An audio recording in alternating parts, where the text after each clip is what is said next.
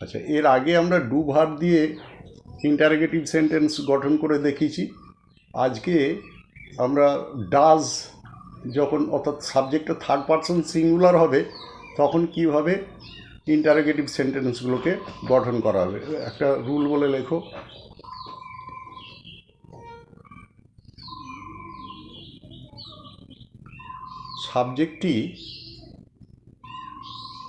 সাবজেক্টটি ব্র্যাকেটে অ্যাফার্মেটিভ সেন্টেন্সে AFFIRMATIVE affirmative sentence affirmative সেন্টেন্সটাকে ব্র্যাকেটে দিয়ে দাও, ঠিক আছে? সাবজেক্টটি অ্যাফার্মেটিভ সেন্টেন্স আচ্ছা, ওইটা পুরোটাই পর্যন্ত ব্র্যাকেটে যাবে, হয়েছে? সেন্টেন্স থার্ড পারসন কমা সিঙ্গুলার নাম্বার হাইফেন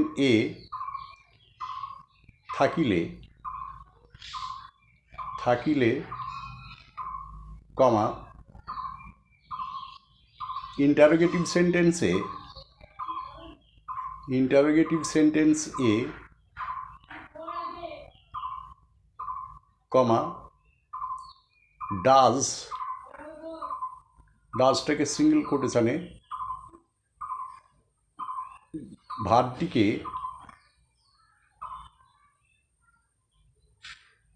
সাবজেক্টের পূর্বে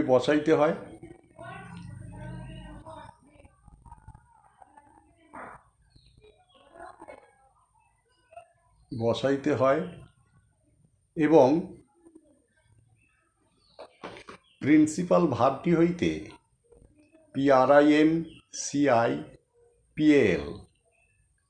প্রিন্সিপাল ভার্বটি হইতে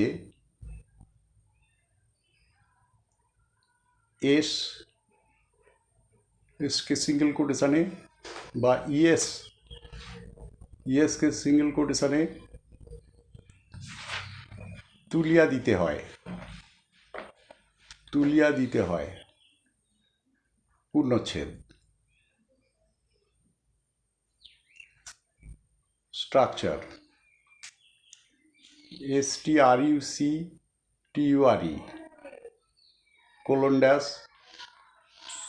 does plus subject plus verb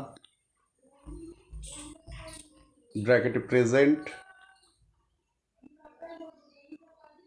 bracket closed plus object oblique complement COMPLEMENT complement plus note of interrogation জিজ্ঞাসা চিহ্ন। হয়েছে? এবারে উদাহরণ দিই, লেখো। সূর্য পূর্ব দিকে উদিত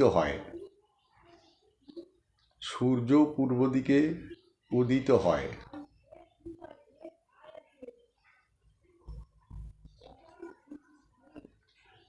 তাহলে সেন্টেন্সটায় কি রয়েছে? সাবজেক্ট হচ্ছে সূর্য, তাই তো? কার সম্পর্কে বলা হচ্ছে? সূর্য সম্পর্কে। তাহলে থার্ড পারসন হলো, সূর্য একটাকে বোঝাচ্ছে, তাই থার্ড পারসন সিঙ্গুলার নাম্বার হলো সাবজেক্ট। তাহলে প্রথমে অ্যাফার্মেটিভটা করব। তাহলে সাবজেক্ট হচ্ছে দ্য সান, যেহেতু সান প্রপার নাউন একটাই আছে, তাই তো? গ্রহ নক্ষত্র এদের আগে কি বসে? দি বসে, তাই দি আর্টিকেলটা বসে গেল। দ্য সান পূর্ব দিকে উদিত হয়, তাই তো? রাইজেস, RIAC, তার সঙ্গে এস যুক্ত হয়ে গেল। Rises in the east. The sun rises in the east. হয়েছে? আচ্ছা, এবার ওটাকে নেগেটিভ করব। ফুল স্টপ দেওয়া হয়েছে, ফুল স্টপ না হলে কিন্তু সেন্টেন্স ইনকারেক্ট। এবার সূর্য পূর্ব দিকে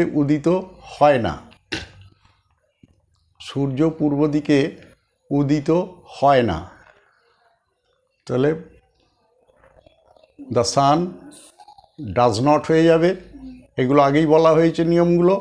ডাজ নট এবার মূল ভার্ব থেকে বা প্রিন্সিপাল ভার্ব থেকে এস উঠে যাবে। Rise in the east, in the east, ঠিক আছে। ইন দ্য ইস্ট একটা ফ্রেজ। আচ্ছা, নাম্বার 3 কী হবে ওটা থেকে? তাহলে এবার ইন্টারোগেটিভ হবে। সূর্য কি পূর্ব দিকে উদিত হয়? জিজ্ঞাসা চিহ্ন। সূর্য কি পূর্ব দিকে উদিত হয়? জিজ্ঞাসা চিহ্ন। তাহলে ডাজটা এগিয়ে যাবে স্ট্রাকচার অনুসারে। Does the sun, does the sun rise হয়ে যাবে, মূল ভার্ব থেকে উঠে যাচ্ছে। Does the sun rise in the east, note of interrogation হলো। আচ্ছা, এবার আরেকটা দিই, লেখো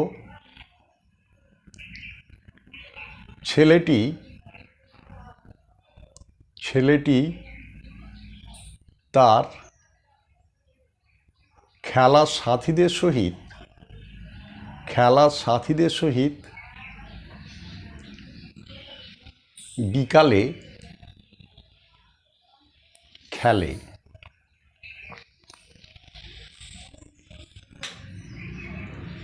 হয়েছে। তাহলে সাবজেক্টকে ছেলেটি, দি বয়, তাহলে তার সঙ্গে কী হবে? যেহেতু থার্ড পারসন সিঙ্গুলার, কার সম্পর্কে বলা হচ্ছে? ছেলেটার সম্পর্কে। তাহলে দি বয়, এবার তার সঙ্গে প্লেজ হয়ে যাবে, PLAYS হয়েছে, প্লেজ। তাহলে এ রয়েছে বলে ওয়াইটার সঙ্গে শুধু ইএস যুক্ত হলো, তা নাহলে কনসোনেন্ট থাকলে ওয়াইটা আই হতো, দিয়ে ইএস যুক্ত হতো, ঠিক আছে। তাহলে দ্য বয় প্লেজ কাদের সঙ্গে খেলে? উইথ হিজ প্লেমেটস, PLAYMATES, প্লেমেটস হয়েছে। কখন খেলে? In the afternoon, in the afternoon এটাও একটা ফ্রেজ। উইথ হিজ প্লেমেটস এটাও একটা ফ্রেজ, ঠিক আছে। ফুল স্টপ হলো। এবার ওটা নেগেটিভ হবে, অ্যাফার্মেটিভটা হয়ে গেল। এবার নেগেটিভটা কী হবে? ছেলেটি তাহার খেলার সাথীদের সহিত বিকালে খেলে না।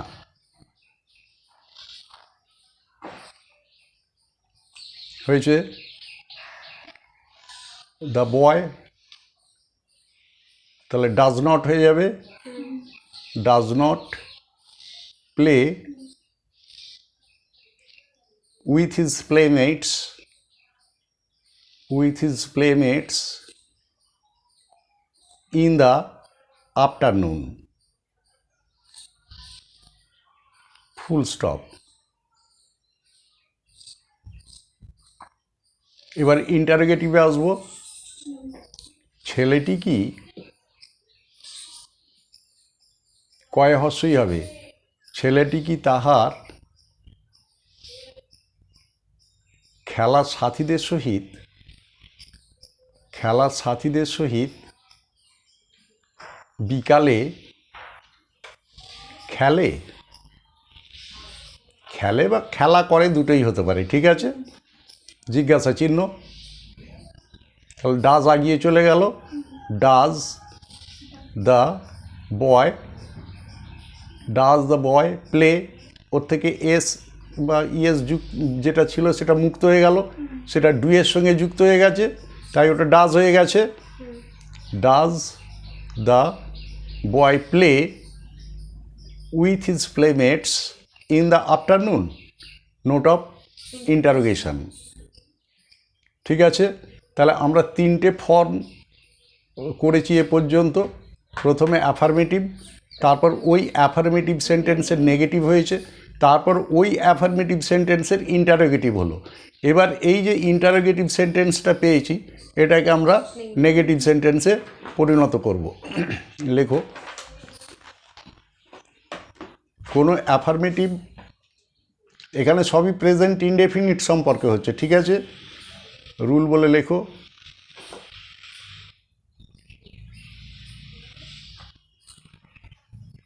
কোনো কোনো অ্যাফার্মেটিভ AFFIRMATIV কোনো অ্যাফার্মেটিভ সেন্টেন্সের ইন্টারোগেটিভ INTERROGATIVE ইন্টারোগেটিভ সেন্টেন্সকে নেগেটিভ NEGATIVE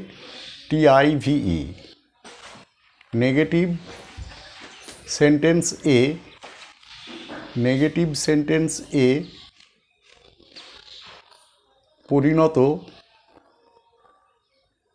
পরিণত করিবার সময় কমা যদি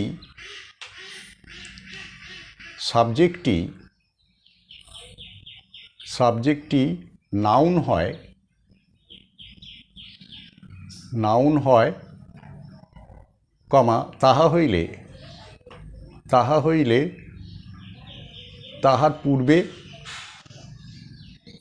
তাহার পূর্বে এবং প্রোনাউন হইলে কমা নটকে সিঙ্গেল কোটেশনে নটটিকে তাহার পূর্বে বসাইতে হয়, তাহার পরে বসাইতে হয়। পূর্ণচ্ছেদ।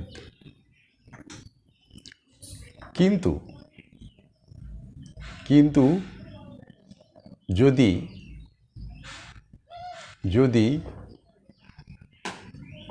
am, is, are, have, has, do, does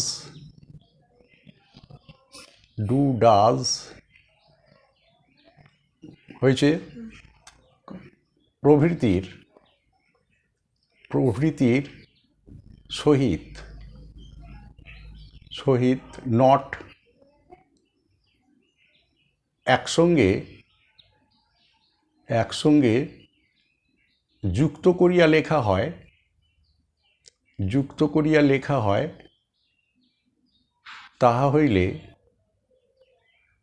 তাহা হইলে সেই যুক্ত ফর্ম কমা হইলে পর কমা সেই যুক্ত ফর্মটিকে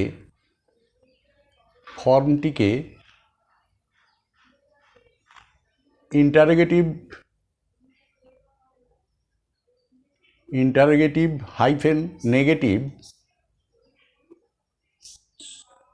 নেগেটিভ সেন্টেন্সে সাবজেক্টের পূর্বে সর্বদাই বসাইতে হইবে।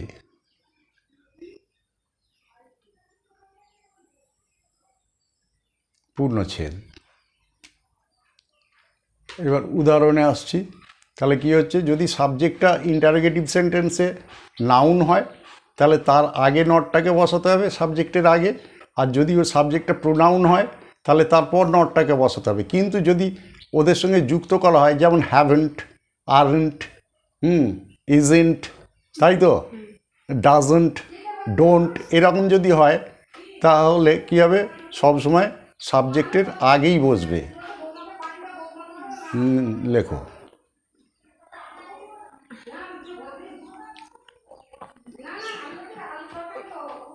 লেখো মেয়েটির একটি পুতুল আছে। পূর্ণচ্ছেদ। তাহলে এটা অ্যাফার্মেটিভ সেন্টেন্স। তাহলে কী হবে, the girl has a doll, তাই তো। The girl has a doll, full stop. হয়েছে? এবার কী হবে? নেগেটিভ হবে, মেয়েটির একটি পুতুল নেই, মেয়েটির একটি পুতুল নেই। হয়েছে? দ্য গার্ল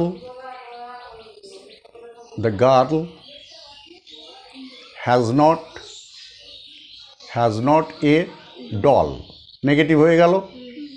এবার ইন্টারোগেটিভ, মেয়েটির কি একটি পুতুল আছে, মেয়েটির কি একটি পুতুল আছে, জিজ্ঞাসা চিহ্ন। তাহলে হ্যাজটা আগে চলে যাবে, has the girl a doll, note of interrogation. এখন এই যে ইন্টারোগেটিভ সেন্টেন্সটা পাওয়া গেল, এটাকে এবার আমরা নেগেটিভ সেন্টেন্সে পরিণত করব। তাহলে কি হবে? মেয়েটির কি একটি পুতুল নেই, হ্যাঁ, মেয়েটির কি একটি পুতুল নেই, নোট অফ ইন্টারোগেশন। তাহলে এখানে সাবজেক্টকে ইন্টারোগেটিভ সেন্টেন্সটাই দেখতে পাচ্ছি, দি গার্ল, তাহলে ওর আগে নটটা বসবে, যেহেতু ওটা নাউন। তাহলে কী হবে? Has not the girl a doll. হয়েছে? জিজ্ঞাসা চিহ্ন। তাহলে এর কী দাঁড়ালো? মেয়েটির কি একটি পুতুল নেই, তার মানে বোঝাচ্ছে কি? আছে, তাই তো? তাহলে এটা কি অ্যাফার্মেটিভ সেন্স দিচ্ছে? ইন্টারোগেটিভ নেগেটিভ কী করছে? অ্যাফার্মেটিভ সেন্স দিচ্ছে, তাই না? তার মানে মেয়েটির কি একটু পুতুল নেই? নিশ্চয়ই আছে। আচ্ছা, এবার বলা হয়েছে যে যদি অ্যাম, ইজ আর হ্যাভ হ্যাজের সঙ্গে যুক্ত হয় তাহলে সেটা সবসময় আগে বসবে। ঠিক আছে, তাহলে অর দিয়ে লেখো, ওই যুক্ত ফর্মটাকে বসাচ্ছি। তাহলে হ্যাজেন্ট, HASN', তাই তো? Hasn't the girl a doll. হয়েছে? Note of interrogation. আচ্ছা, এবার হ্যাভিং ভার্ব দিয়ে একটা হলো, তাই তো? এবার একটা বিইং ভার্ব দিয়ে লেখো।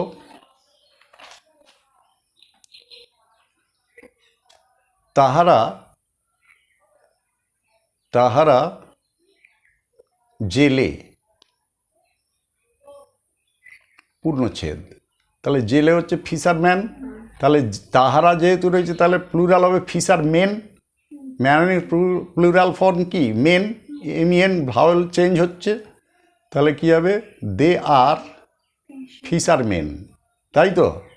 দে আর ফিশারমেন, FISHERMEN, দে আর ফিশারমেন। এবার নেগেটিভ করলে কি হবে? তাহারা জেলে নহে।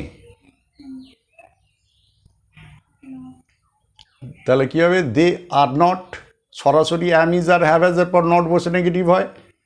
দে are not fishermen,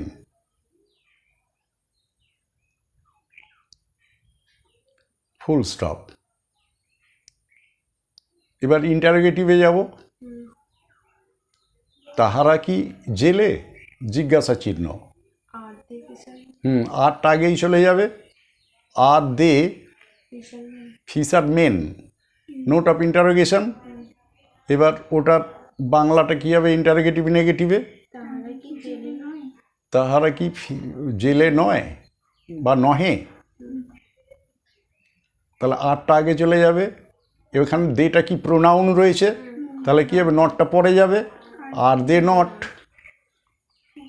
they not fishermen, note of interrogation হলো। অর দিয়ে লেখো। এখন যদি আমরা আর এর সঙ্গে নটকে যুক্ত করি তাহলে কী হবে? আরেন্ট।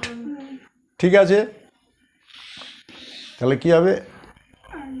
আর্নট, ARN', তাই তো? আর্নট, এনটা বলেছি, AREN',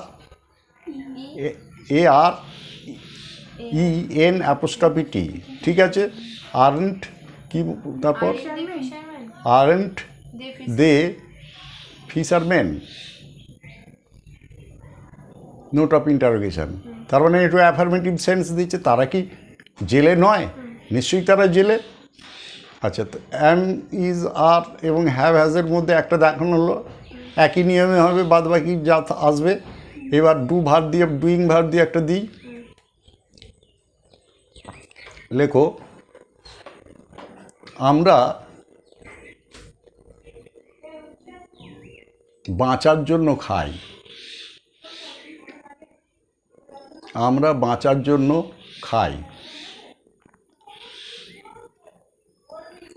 we eat, we eat to leave.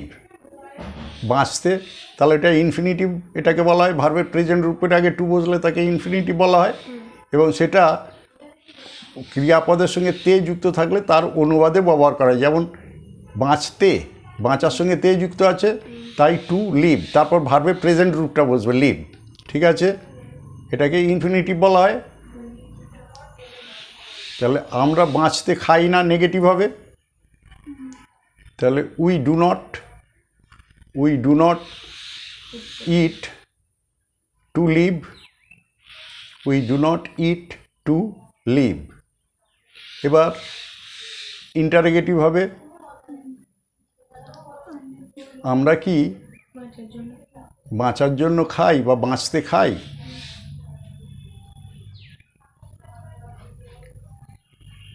তাহলে কী হবে, দুটা আগে চলে যাবে। Do we eat to live, note of interrogation. ঠিক আছে, এবার কি হবে, আমরা কি বাঁচতে খাই না?